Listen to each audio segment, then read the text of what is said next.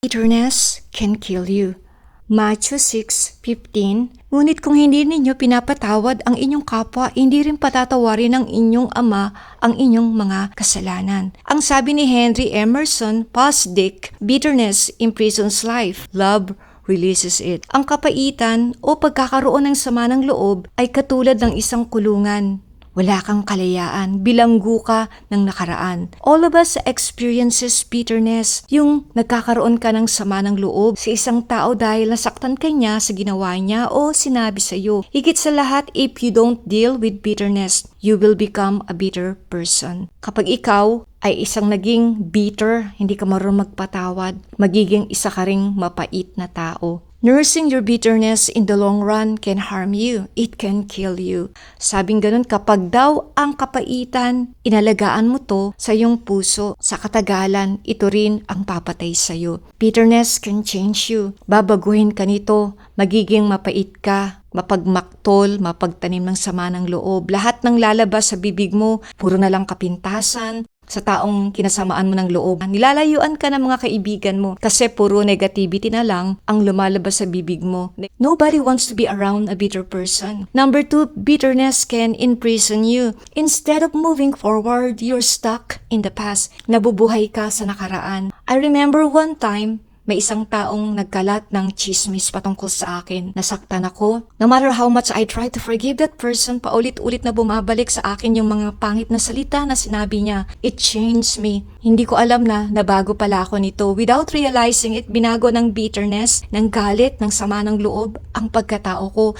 Naging matigas ang puso ko, napalitan ng galit at paghihiganti ang puso ko. Kinain at nilamon ako ng galit at paghihiganti. Until one day, nagsawa ako sa pag-iyak. Nagsawa na ako sa self-pity at nanalangin ako sa Diyos. Sabi ko, Lord, paano mo ba nagagawang magpatawad? Paano mo nagawang patawarin yung mga taong tinulungan mo, yung mga taong pinagaling mo? Paano mo nagawang sabihin doon sa krus yung, Ama, patawarin mo sila dahil hindi nila nalalaman ang kanilang ginagawa. That's why I said, Lord, please, turuan mo rin ako kung paanong magpatawad. Pangatlo, bitterness can hinder your growth. You will become stagnant in your walk with God. Kumbaga sa tubig, dahil maraming dumi, hindi aagos ang tubig, mamamaho, magiging stagnant.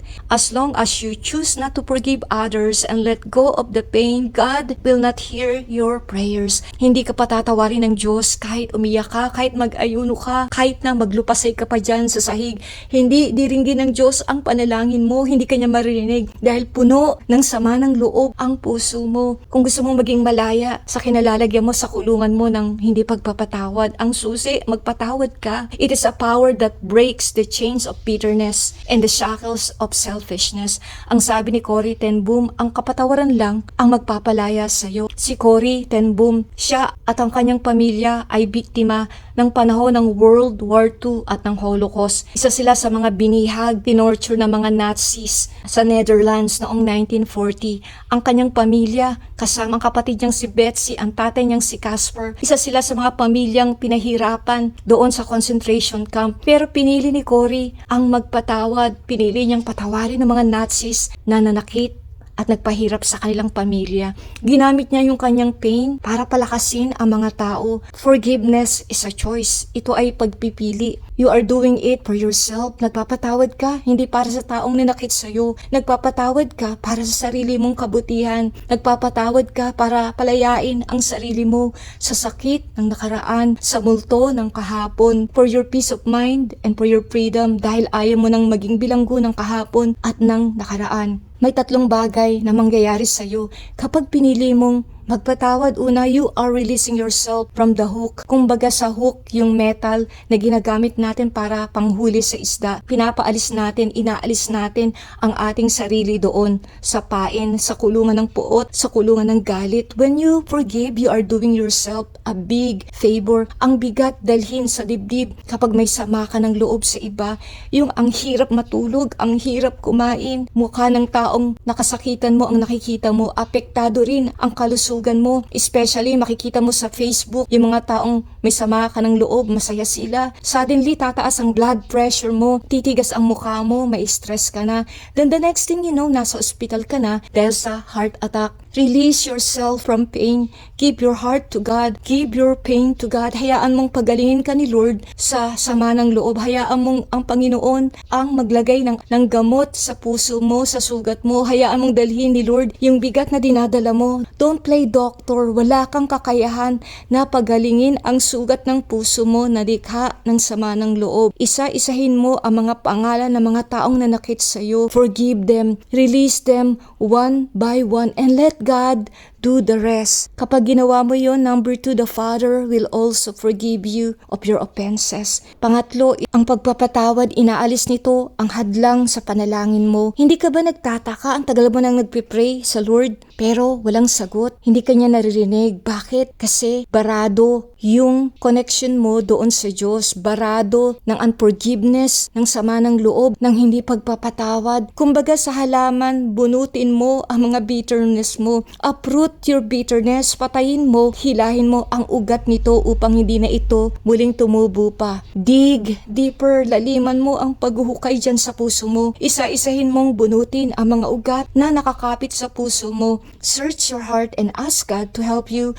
uproot the bitterness and offenses in your heart. Nanay ka ba na nasaktan ka dahil sa ugali ng iyong mga anak? Isa ka bang anak na nasaktan ka rin dahil bias ang mga magulang mo, may sinabi silang hindi maganda sa iyo? Isa ka bang asawa, nasaktan ka ng asawa mo dahil niloko ka, kinaliwa ka, sinasaktan ka, binubugbog ka? Isa ka bang magulang, isa ka bang kapatid, mga kaibigan, kamag-anak, nasaktan ka? I want you to pray with me. I want you to close your eyes at this very moment. Ipikit mo ang iyong mga mata sa mga sandaling ito. Ask God to show you the faces of the people that offended you. Hingin mo sa Diyos na habang nakapikit ang iyong mga mata na ipakita sa iyo ang mga muka ng mga taong nanakit sa iyo. Father, pinapakawalan ko sa mga sandaling ito yung mga taong nakasakit sa akin. I'm letting them off the hook. Pinapalaya ko na sila isa't isa. Ayoko na, Panginoon. Ayoko nang magtanim ng sama ng loob. Ayoko nang magkaalit. Ayoko nang maapektuhan ang aking kalusugan dahil sa galit. Ama, pinapalaya ko na sila isa-isa. Pinapakawalan ko na ang aking asawa, ang aking mga magulang, ang aking mga anak, ang aking mga kapatid na nagbigay sa akin ng sakit ng puso. I'm letting them off the hook one by one. Yung mga kaibigan ko na tinraidor ako, that they were talking behind my backs, ang aking mga co-workers, mga kapitbahay, relatives, kamag-anak na nagchichismis sa akin, Panginoon, na humahatol sa akin, na sinisiraan ako. Panginoon, heal my heart. Heal my heart, Father. I'm tired of carrying the pain all these years. Sawa na ako, pagod na ako umiyak. Sawa na ako, Panginoon, na dalhin ang kabigatan. Kaya ang dalangin ko, Panginoon, help me to forgive. Help me to let go of the pain. Tulungan mo akong pakawalan sila. Tulungan mo akong wag mabuhay sa sama ng loob. Huwag mo akong hayaang maging mapait na tao. Panginoon, sa mga sandaling ito, ang kalayaan mo, ang kagalingan mo, ang dumaloy sa aking buhay sa mga sandaling ito. Heal my heart, Father God. Let your healing balm flow from the top of my head down to my mind, heart, and my whole being.